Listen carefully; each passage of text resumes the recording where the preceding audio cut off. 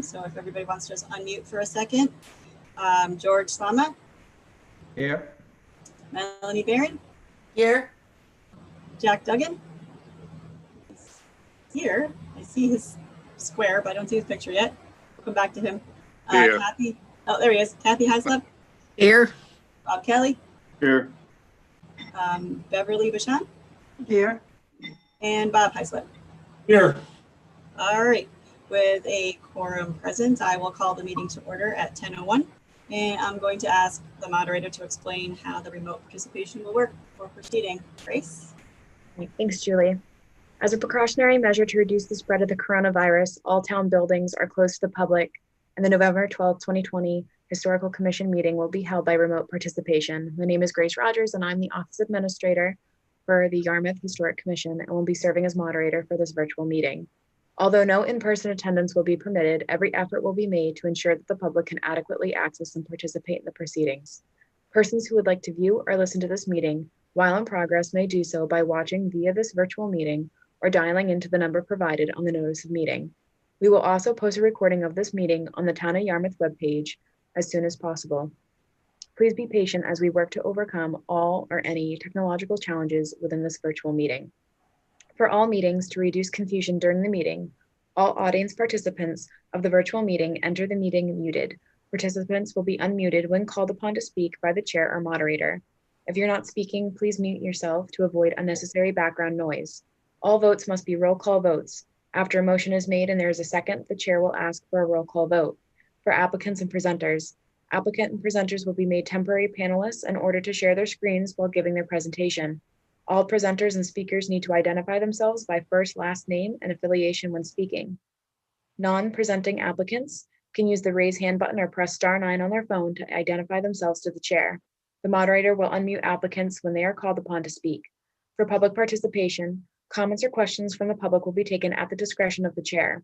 Members of the public may speak by selecting the raise hand button and waiting for the chair to call upon them to speak.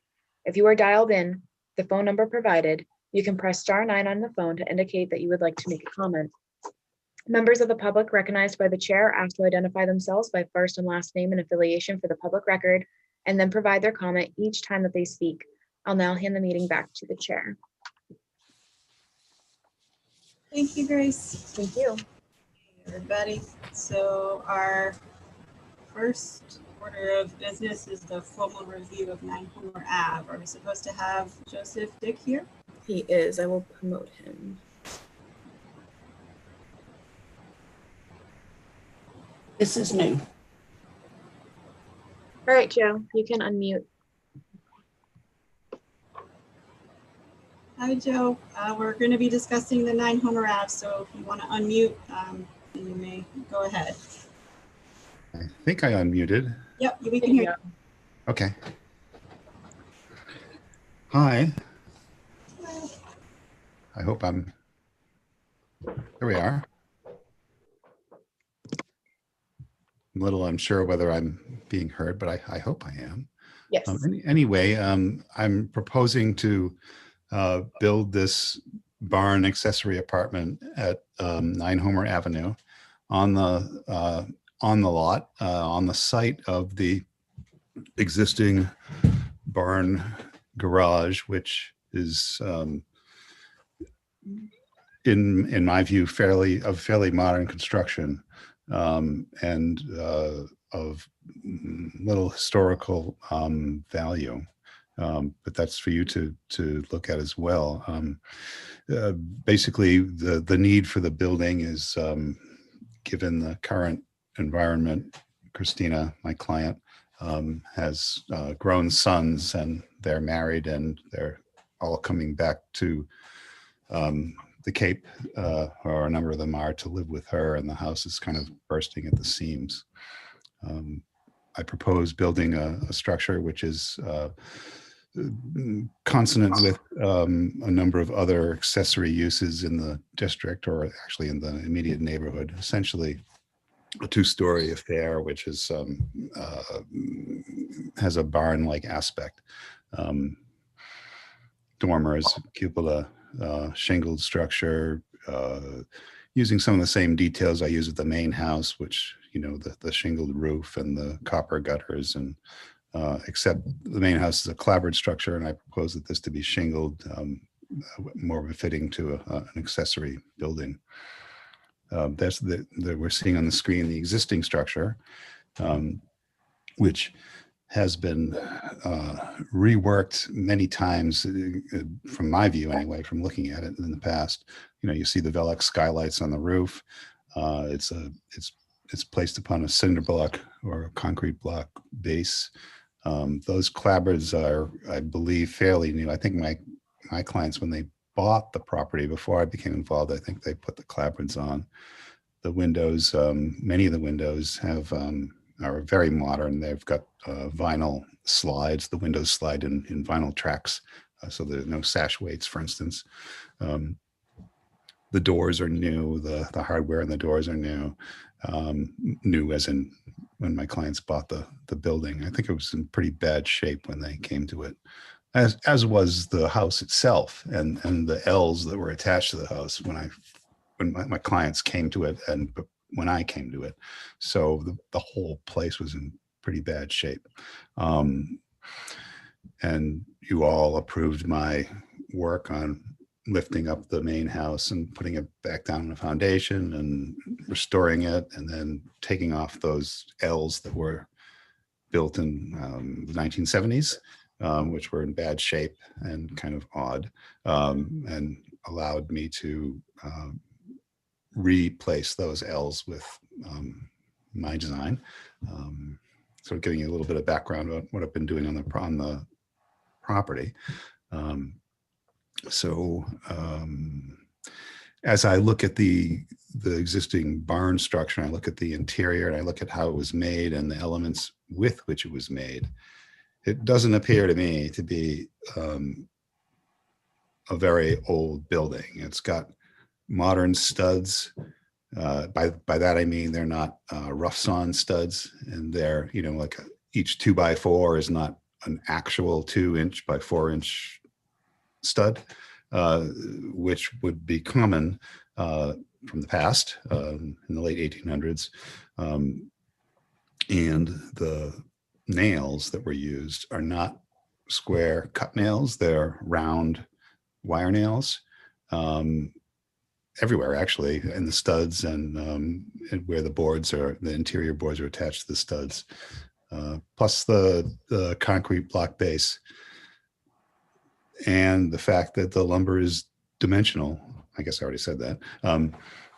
Say to me that this is a building that's been either reworked extensively or replaced in the relatively recent past. It's hard to find information about the building in the historical record, that at least the records that I can find. I did a Google Earth search, but that only goes back to like the late 1990 or 1985, something like that. But I look at the method of construction, and I'm not seeing the historical past in the building. So in terms of I guess, I think I've said what I've had to say, but happy to answer any questions. Okay, thank you, Joe. Does anybody have any questions for Joe about this project? Any comments? Anybody familiar with the house and area? Bob, Kelly? The only thing I can say about the house is that it was former Saltworks property. Everything between Crosby and Homer were then Saltworks, owned by Isaiah Homer, who ended up selling this property to Theophilus Chase. And Theophilus Chase, I believe, bought this house, which originally was owned by Homer. Would have been the first house on that strip of property between Homer and Crosby. And then Theophilus Chase was a sea captain, and he left it, I believe, to his niece Shirley Chase, who died in the 1990s.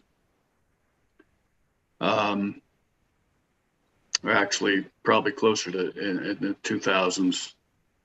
The Perrys bought this place, and they were gonna have it torn down.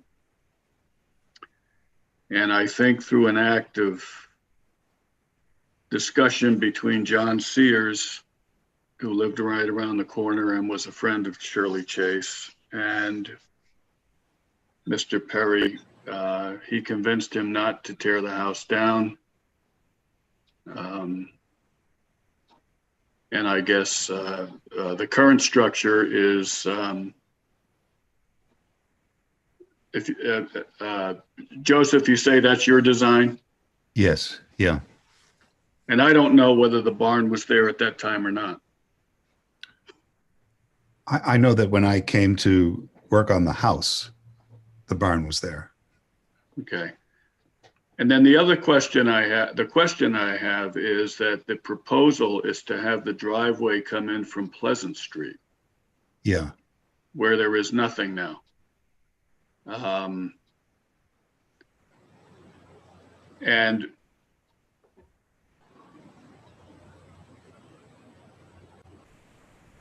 there is a current drive, but it's a short landing almost out of cobblestone. That's Right. at the house today. Yes. And there's no way to extend that into the proposed structure. I think there would be a way.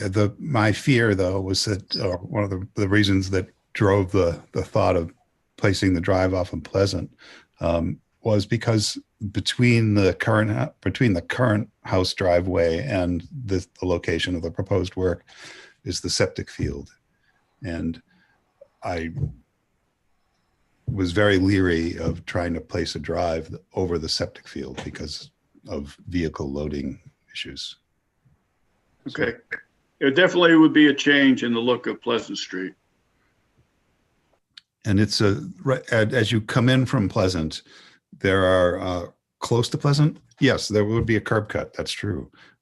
Close to Pleasant, there are two on the property. There are two fairly large trees. And so I located the drive so that it would come in and sort of curve between the two trees. So it wouldn't be a straight shot driveway from Pleasant all the way to the building. So I was trying to minimize and make it more like a lane in my parlance. So. Okay. That's all I have. Great. Thank you, Joe. Does anybody else have any comments or before we decide what we want to allow the demolition? George, go ahead. Morning, Joseph. Hi. As you are aware, this area was part of the Native American campsites for thousands of years and was on the Indian reservation back in the 1700s. So, and as we've discussed before on a prior project, there could be some, pretty noteworthy archaeological finds there. Would posit again if the homeowners are open to it, and this wouldn't be affiliated with the Historic Commission because, that's not our purview, but if we could come up with a possible program to do some test pits, again the artifacts would become the property of the owner, and so just putting that out as a thought. And George, I guess I can be heard. As with the project that on Pleasant Street, which I think is going to start relatively soon, I would speak for the owner, but yeah, absolutely. Sure. I mean, yeah. It's since the time that you and I spoke about the fact that this is a Native American settled area, I've read a little bit further about this area, and I find it extremely fascinating. I don't know, I'm rambling, but yes, the answer would be yes. Thank you. Sure. Okay. Does anybody have any reason to say that this is a structure that wouldn't be able to be demolished, Grace? Okay, so I didn't, which was my mistake. We've been very busy with CPA applications. But I just sent the macros link to everybody in the chat, and I didn't have time to write you guys an architectural review, so that's my mistake. But I do want this to be noted that it's inventoried with Massachusetts, but the property is inventoried with the National Register as well. So I am now concerned about the distinctive features of the barn being changed.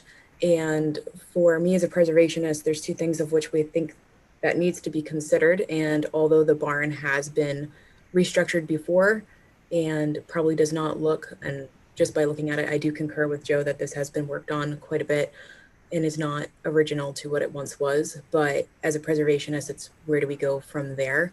And just because something has been worked upon doesn't mean that it then, falls by the wayside of what defines it as a historic property and also being in a historic district. And just because a building might not appear or is no longer 75 years old does not mean that it doesn't fall within those guidelines. And so for me, let me throw this up for you guys so you can see it. The barn is noted as an original accessory building in the, I believe, 1890s in Macros and the National Register. So it is inventoried as being on the property. So it's not just the main house that needs to be considered. So my only concern is when it comes to distinctive architectural features on a property, it has been noted that it's supposed to be the Georgian style. That's why it is on the register for a variety of other reasons.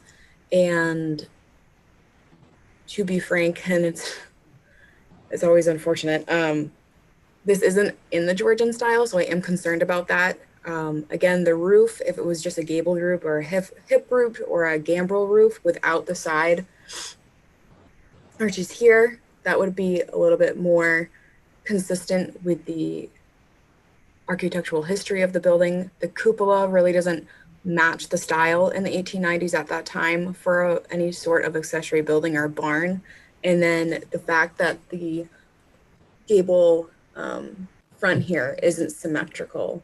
A window of this style is a modern variation of a Palladian window, which you wouldn't see on any sort of industry architecture. And it's not something that would be on the lower level. It would definitely be on the top level here. And then I'm concerned about not only the orientation of the windows, but the style of windows that are being proposed. Typically, doors would be centered. Being off-centered is something that you would see broaching the 1900s, which I'm not 100% concerned about because I think in the 1890s, going into the 1900s, it was obviously a transition at the time. So I'm not totally focused on that. And having the side come off here, I'm also not focused on because I've seen plenty of colonial buildings with that on there. So I'm not concerned about that either, even though there is a lower percentage rate of Georgian styles with those. I'm again not concerned. I'm more concerned about the cupola, the roof, and the orientation and style of the windows. Just because if you do modify distinctive features or you propose something, there's two things that also need to also be considered. If you have a building within a historic district that has been modified and we continuously approve things to be modernized, that sets precedent as a commission. So keep that in mind. And the second thing is just the fact that it has been worked upon does not mean that it does not fall into the guidelines. And if distinctive architectural features are changed, then you could lose your designation as well. That's all for me to be considered. Do we know if there are any old photos of the barn before any of these modifications? So we can see what it looked like in the 1890s.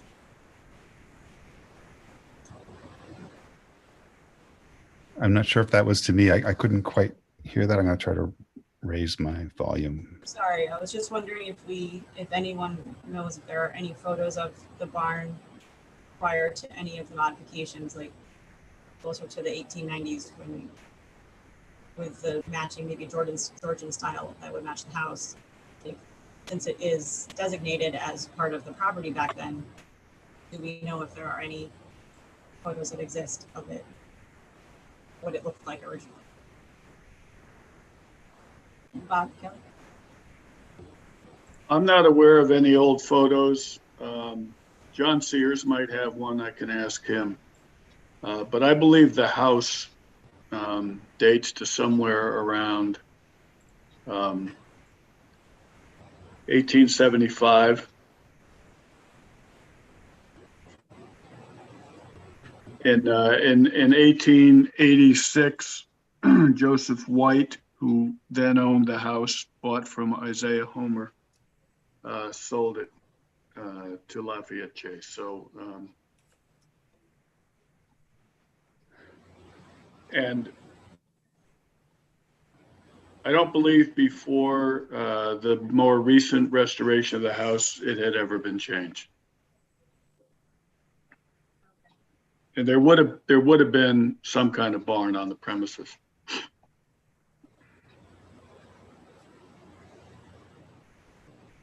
So it sounds like perhaps, I don't know if Joe, if you're amenable to this, but perhaps a modification of your design that is more in keeping with the Georgian style that would have been there originally. That's to me. I would be amenable to that. You know, specifically, I think the central window, and you know, to make that simpler.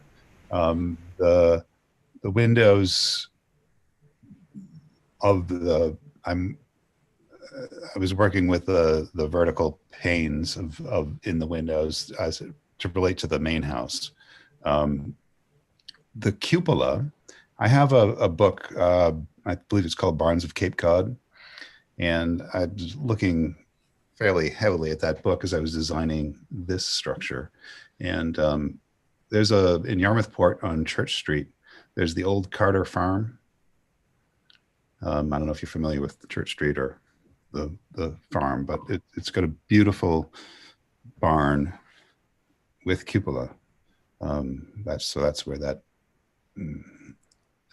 element came from. If that element is totally objectionable, then I think my clients could handle me removing it, but that's where that came from.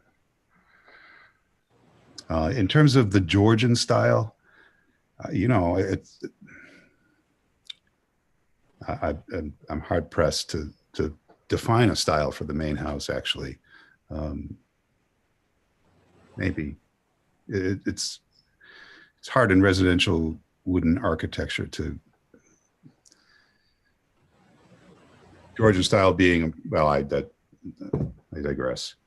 Sure, I'd be amenable to having a look. And if I look at the main house there in that image, it's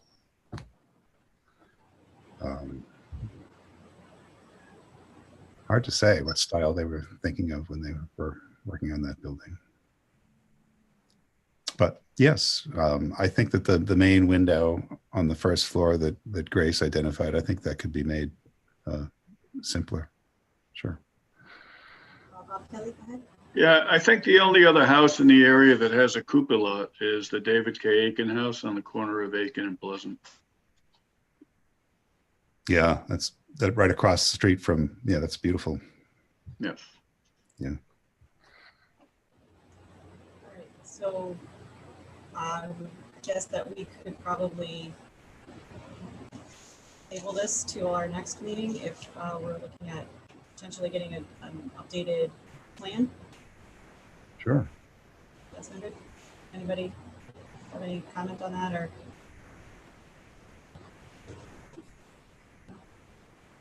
We need to vote on that, or can we just table it till next time. I move we table it. Okay, Second.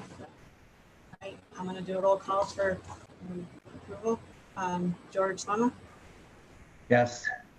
Melanie Barron. Yes, okay. Jack Duggan, Yes. Kathy Heislip, are you second? Yes. Yep. Beverly John, I agree. okay, and Bob Heislip. What? Say yes. Yes. All right, motion passed. We will revisit this next time with a new plan. Thank you, Joe, for coming by and bringing this information, and we'll look forward to seeing you again. Hey, I have one Oh, question. Go ahead, Bob. Joseph, just an off question. Would the owners be opposed to not tearing the barn down and building a structure? Yeah, there was a motion, you seconded it, I heard that. There's a, the barn is built on cinder blocks.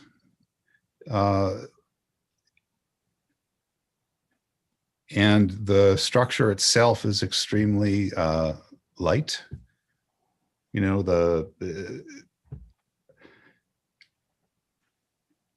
I would have to somehow put a foundation under it. I mean, I've done that before, but I suppose to what end would be my question. A lot of effort to save a very light structure, which I would then have to surround, or how do I say this? How do I insulate it? How do I bear the load of the second floor on the existing first floor and transfer that down to the cinder block foundation? And then how do I, Wait, I think you misunderstood me. oh, okay, sorry. I'm saying leave the barn the way it is Uh-huh. and build another structure, the one you propose. The proposal Oh, I that see. I see. you put is to replace the barn, right? Right. So my Yeah. question is, what if you left the barn and created another structure, the one you proposed? Yeah. I wonder if, it's very, I didn't even think of that. I wonder if there's, in terms of zoning, if I'm allowed more than one accessory structure on a property. It's a big property. Yeah, Yeah. for the Pleasant Street area, It's Yeah. huge. bigger than most. Yeah. No, it's interesting. I hadn't even thought of that. So I'd speak to them about it. Yes, I mean, the property is so large, it can handle it. And so the wheels are spinning. I'm just thinking about zoning and whether I'm allowed more than one accessory structure on the lot. Sure it would be. There is precedent in the area. Yeah. No, There are houses that have multiple outbuildings. yeah. Wow. I hadn't thought of that.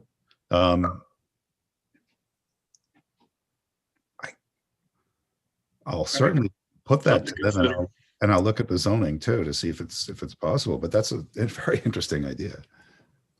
You know, the lot is huge, as you say. Right. Yeah. Great idea, Bob. Melanie, do you have a comment? I was just wondering what that means about fixing or saving or doing something at all to the existing barn. What would that mean in terms of it being flimsy or really not that usable? If there's anything you would propose to do with the just inside of it if you did do another building? Or that's a whole separate question. I'm just curious about what would happen to what you're thinking about or what you would think about to do with the existing barn. Just a thought to go along with the suggestion. Yeah, if I may, the flimsiness that I refer to is the possibility of adding something on top of it. In and of itself, it's got a good roof. My clients, when they got there, they were telling me that it was missing windows and things, so they put in modern windows, etc. And they redid the clapboards in the doors. So that barn, left to its own devices, will stand. So, I mean, it's not, built according to the current, hurricane codes, for instance. But good point there. I mean, a good thing to do would be to add hurricane clips to the rafters where the rafters meet the plates, for instance, just to make the roof more firm. So. Bob, go ahead.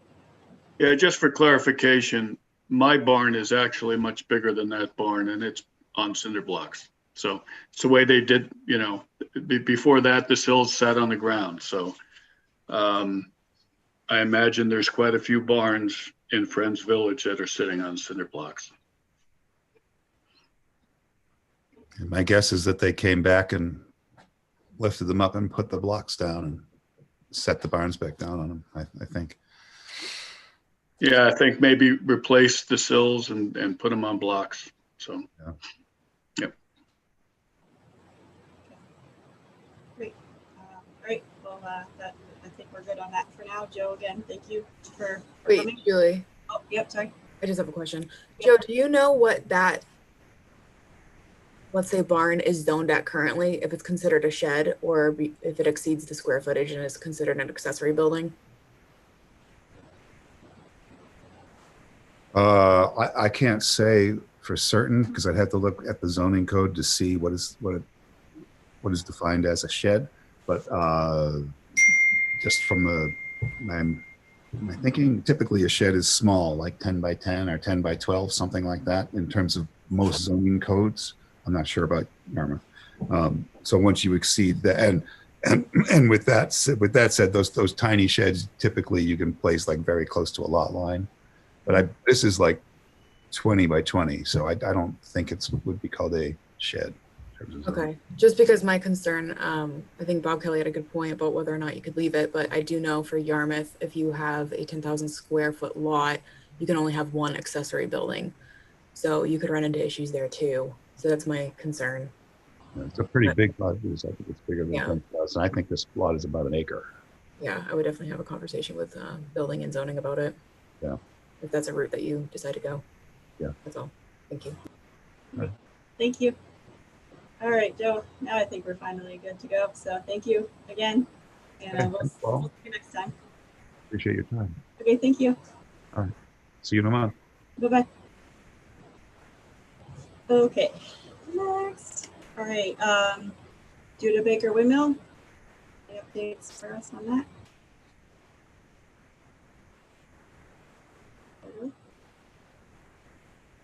Wrong place. I don't really have anything to add. I think maybe Karen might, because I think that Karen was working with Andy.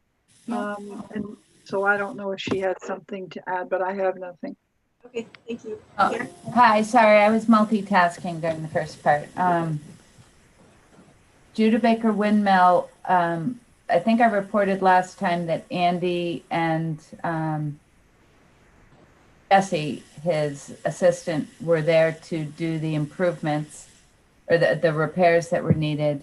I'm not certain, I haven't seen an invoice as of yet, but I'm not certain that the stainings happened. I think it may have been. I took a walk by earlier in the week and it looked a little bit fresh, but I'll keep you posted on when we get the invoice so that I can tell you that the work's definitely complete. I think the only other thing, Beverly, is I'll reach out to Parks Department regarding the tree work. So I haven't forgotten, it's a good time of year, but we've been awful busy here with CPC town meeting and the drive-in site for other projects. Great, thank you. Okay, we have a bunch of stuff to go over about Taylor Bray. Who would like to start?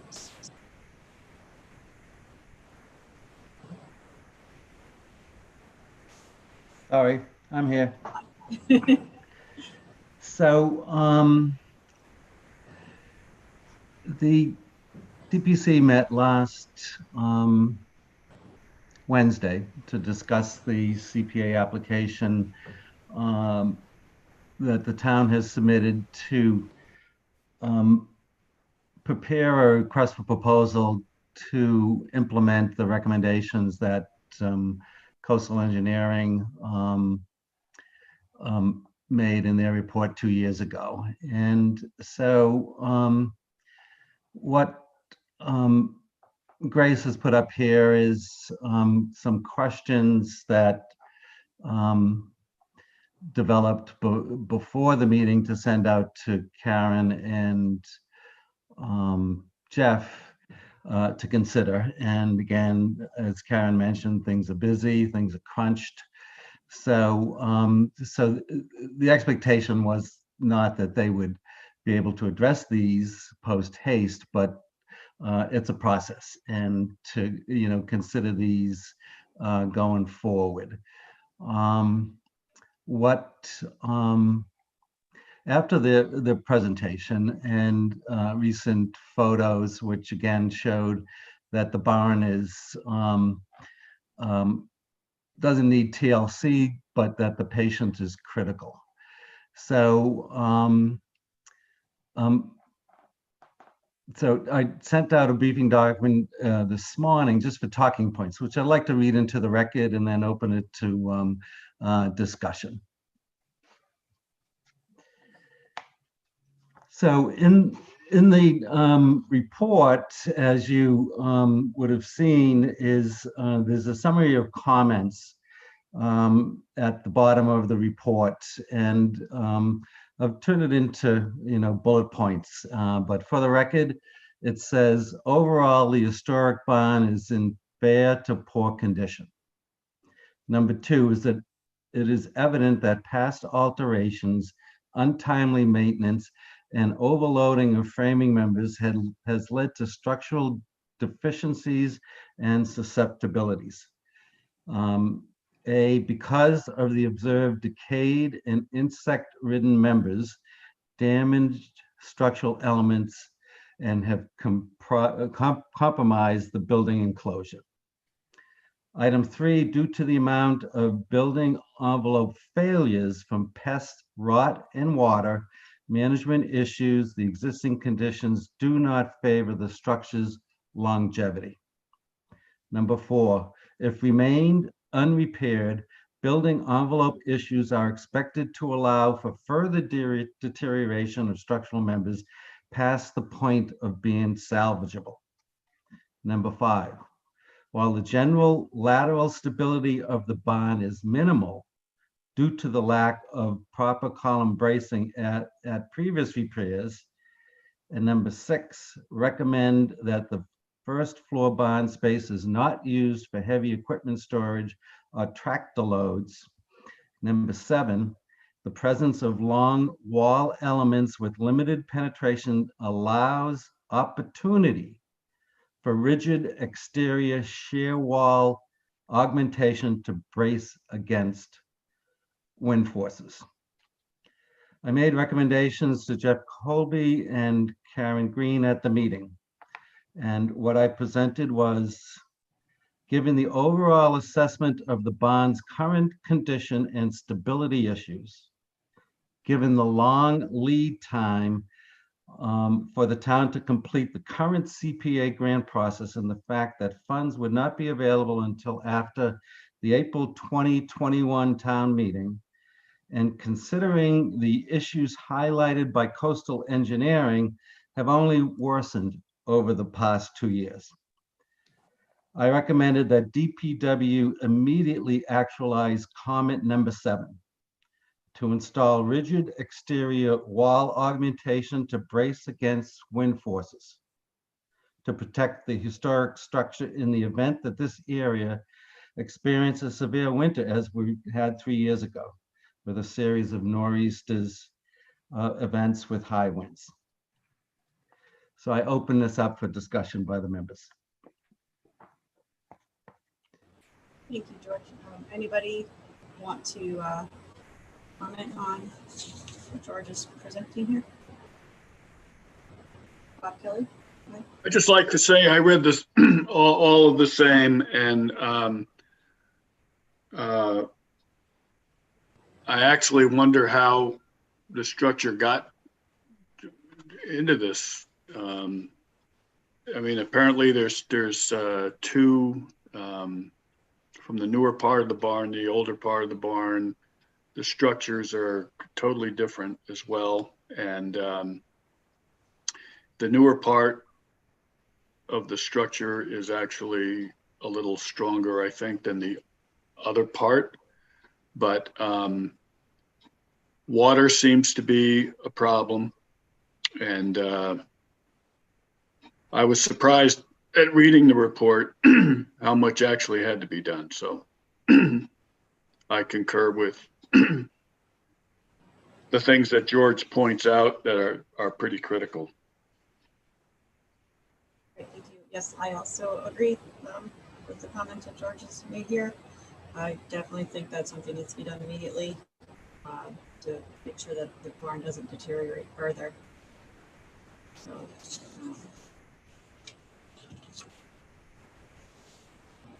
Karen, go ahead. Oh, I'll pass this along to Jeff and work with Jeff to kind of come. You know, I know, George, that you brought it up at the CPC meeting. I don't know that there was a resolution or a firm commitment to move forward. So I'll talk with Jeff and see what we can do about that, and get back to you. I think the other thing is that coastal, and I don't know whether or not. So you got the report. Did you also get a copy of the contract of the coastal? So we have the scope of work. That's probably the most important part, and we'll get that out to you. And I think that when coastal gets back on site, they may, see, they'll have another look, a more recent look at the property, and perhaps they can weigh in as well. Is the point number 7 for just like ensuring the barn won't deteriorate further until everything can go through? Is that something that's part of their plan or part of the budget, or is this a separate thing? I don't have that in front of me, George. I'm wondering if you can give us a key for red, green, and blue writing. I'm assuming black was existing. I mean, those were just highlights to bring people's eyes to it. So there's no key. Okay.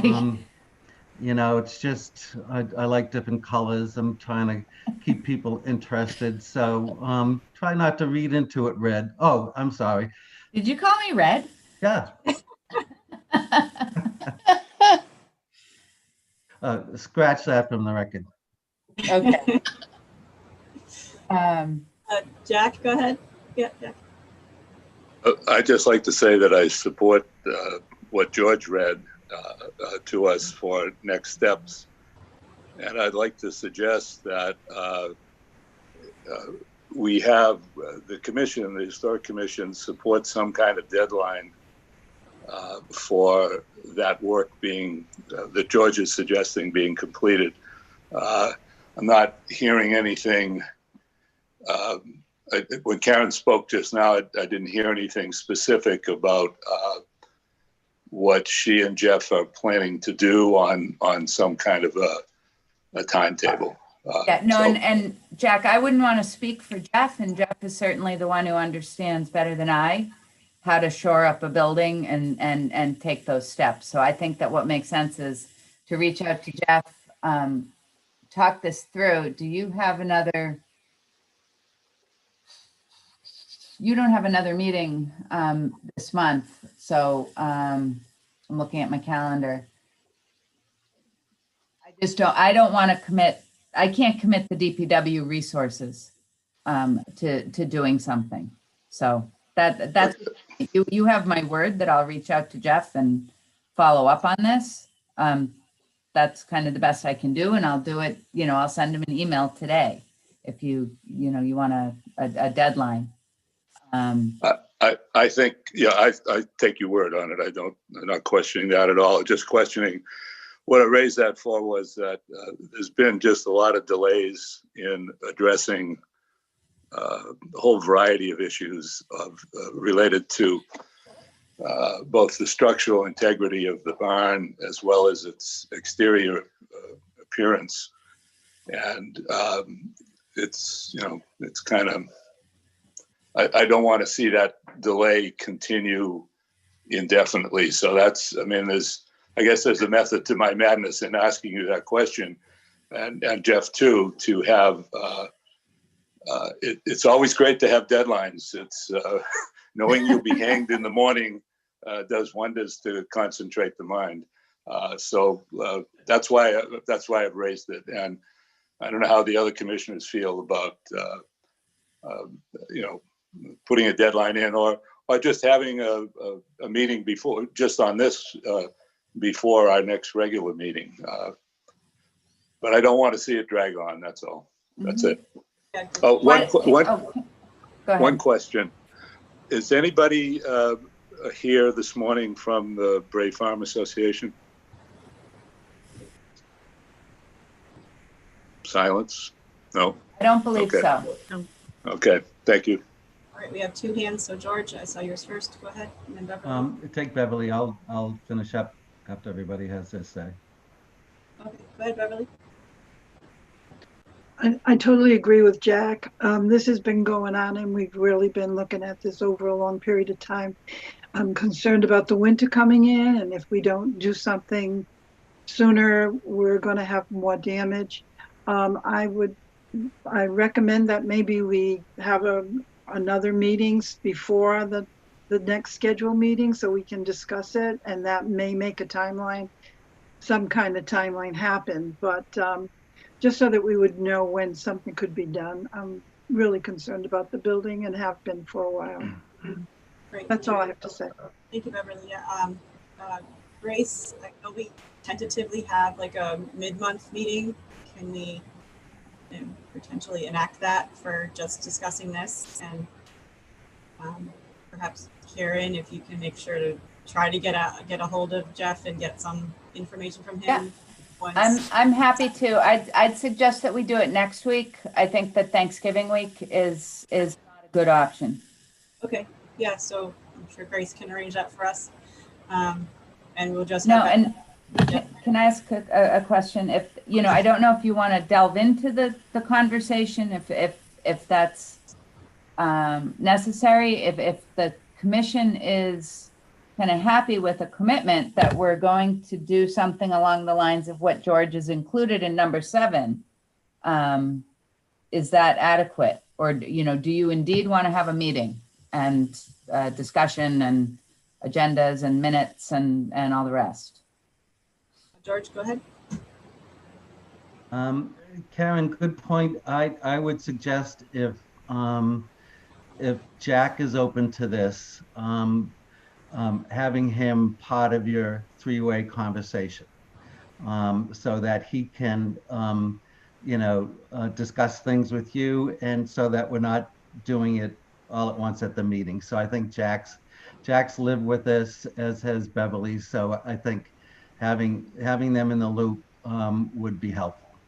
Okay, and I mean, Jack, even I'm wondering if it probably makes sense. I'll call Marty Murphy, president of the association, and bring them in, because I don't want to interrupt any of the associations. I want to make sure they're aware of what's going on.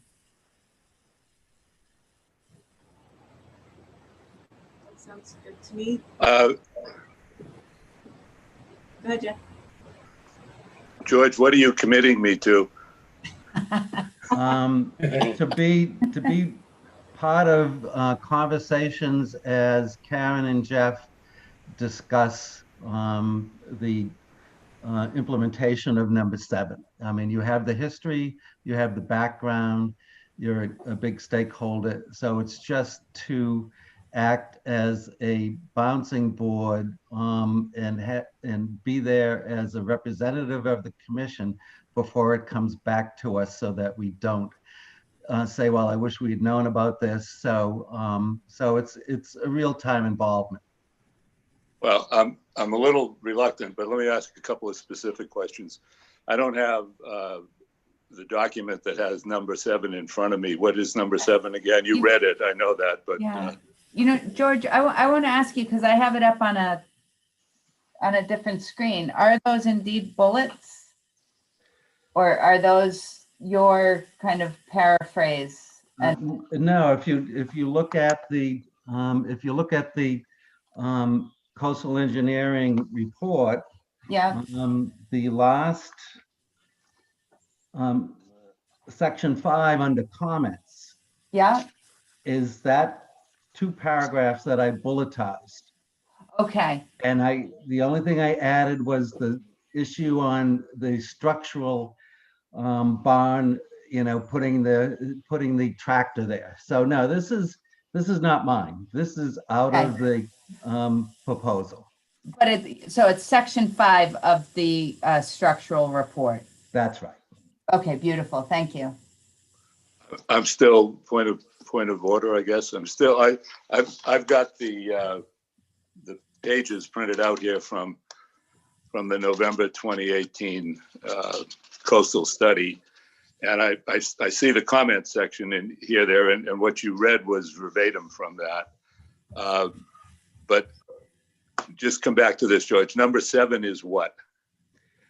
Number 7 is let me reread it, Jack. The presence of long wall elements with limited penetration allows opportunity for rigid exterior shear wall augmentation to brace against wind forces. So The second paragraph. So okay, that's what we're talking about, the second paragraph. That's it.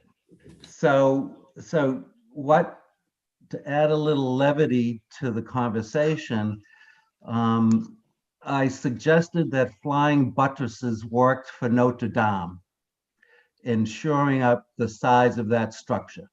And so I said they would probably work at the barn too. So that's what I take as their description of to put rigid exterior wall augmentation. So whether it's vertical beams, and Bob, please jump in on this, because Jack, I'm not asking you to do the whole enchilada. It gives you an opportunity to have real-time comments on what you've been proselytizing for years. Thank you very much. Okay, the whole backside of the barn is, when they wrote this 2 years ago, it was in sad shape. It was at one point, every time you entered the back door of the barn, you could literally shake the whole wall. Right. And I don't know, something's been done. Something I think has been done. I haven't been in there for quite some time to brace it up, but. I don't disagree at all with any of the recommendations and this comment section of the coastal, the 2018 report. I'm still, I'm going to be really frank. I'm still, the question is, what are you committing me to? And I am reluctant to say yes to what you just suggested, because I've been so involved with this. I don't think that I'm a particularly objective contributor. I think you need some fresh thinking. I'm tired, quite frankly. That's part of it. There's 2 points. One is I'm tired of it. And 2, I think you probably could, not you personally, but the commission, the town, the association could use some fresh thinking and not the sound of a broken record. So I'm sorely tempted to say, yes, I will do my duty and step up to what George suggested. But I am going to say no. There's a limit to the kind of time that everybody's prepared to commit to something. I will commit to being a resource to anybody who wants to step up to the job, just for background information and whatnot. But I don't think, like I said, I'm tired of this. And I'm not sure that I'd be bringing the right attitude to the task. And certainly, I don't feel in my own mind I'm prepared to do it. So sorry. Well, that's fair, Jack. Thank you very much. Kelly, go ahead. Yeah, George, is number 7 like a stopgap measure? Well, in one's reading, that would seem to indicate what they recommended 2 years ago. You know, given the, you know, the kick out on some of the columns, the flipping of the roof. So this is, you know, this is their recommendation. Not mine, it's theirs. So for them to make it, I would think it indicates that they had concern, and it's throughout the report, concerns with the stability of the structure. Right. So I would just, I read the report from 2 years ago, and I'm just wondering if number 7 alone does what you think it's going to do. Well, I guess that's what Jeff will have to decide. Yeah. Right. Okay. Karen, go ahead. My understanding of, George, your concern that you originally raised at the CPC meeting is you just want to, you know, like we're doing at the Baxter Grist Mill, where they found the rot and, you know, perhaps structural issues, and we're, you know, we do, Bob, have a stopgap in place there. My understanding of what you were saying, George, what was you're looking for some, you know, maybe not the similar solution, but a solution. a solution, Yes, and again, temporary solution. the work at the Baxter Grist Mill is important and critical because, you know, water damage travels. And as this report indicates that there, I think that's what he's trying to say. A lot of issues with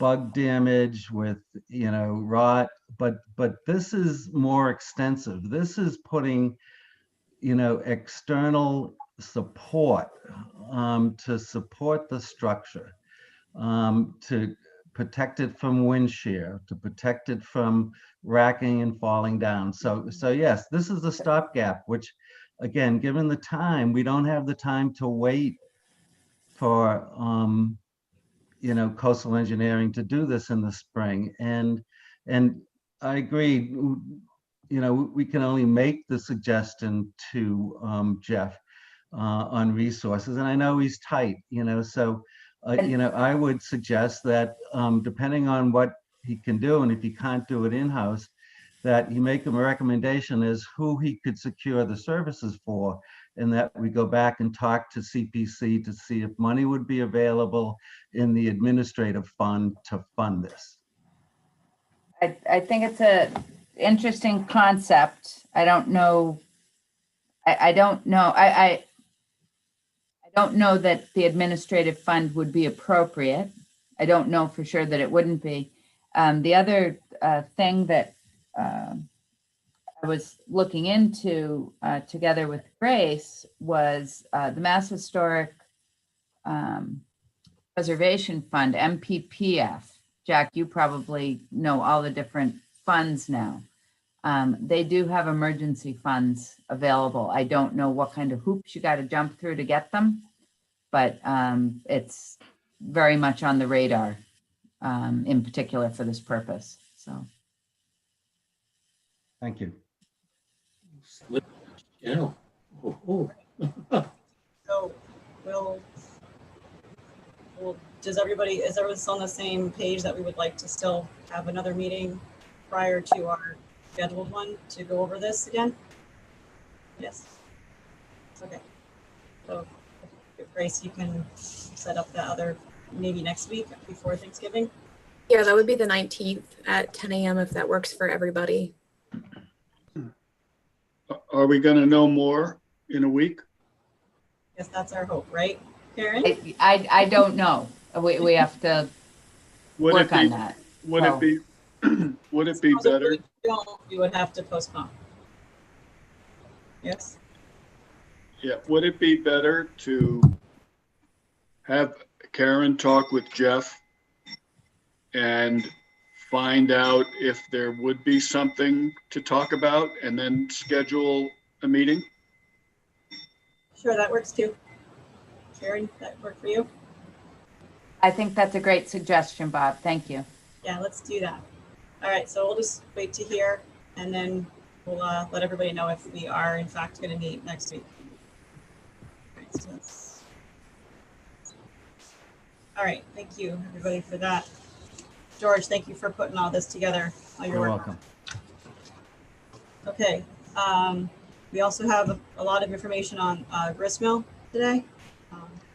Yes, I would suggest, that the members have the briefing material for the sake of time. We're already into the meeting for an hour.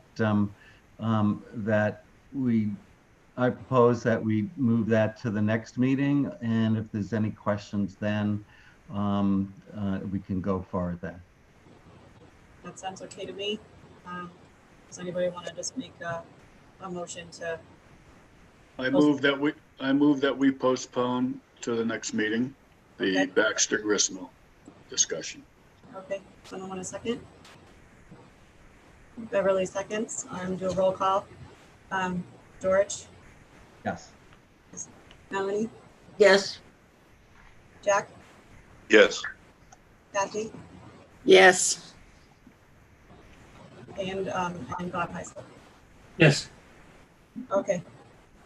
Motion passed. We will postpone the Baxter Gristmill discussion until next week. Okay. Is there any archaeology updates that we need? Grace, you're nodding. Jack, did you want to talk about the grant?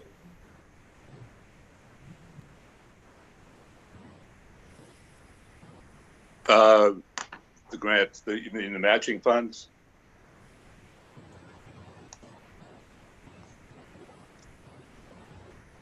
Can you hear me? Yes. We can hear you now. Well, Grace and I worked this week on putting together the package to be sent to Mass Historical for, it's the pre-application for the matching funds, and it's due to Mass Historical, I think, by close of business on the 16th. I don't know, are we going to make that deadline? We're going to make that deadline. Yep. Okay. Awesome. All right, that's great. All right. Is there any other community preservation updates that we need, or did we cover that with the farm? George? We have covered that. Thank you. Okay, fantastic. All right. Is there any other staff report or correspondence that we need to know about? Grace or Karen? No? Okay. All right. So takeaways from today, we're going to wait for an update to see if we are going to have a meeting next week to go over the farm. And our regular scheduled meeting will be for the 10th of December. And yes, Bob, go ahead. Yeah, I just, before we close everything up, I wanted to make a note that Joseph Dick is the same architect that worked on the 33 Pleasant Street address. And we approved those plans, and the Cape Cod Historic Commission reversed that. I wanted everybody to know that. So that was kind of like 103 River. So I don't know what I'm really trying to tell you other than he's already had one strange experience with us. And so here we go again with him. So I just wanted to note that. All right, good, noted. All right, could I have a motion for adjournment? I will make the motion to adjourn the meeting. Okay, Beverly. Second. Kathy. All right, I'm gonna roll call for approval. George, Aye. Melanie, Yes. Jack, Yes. Yes. Bob, Islip. Yes. And Bob, yeah, we did it backwards. All right, all motion passed. All right, everybody. Thank you. We'll see you either next week or on the 10th of December. Thank you. Thanks. Thank you. Thank you.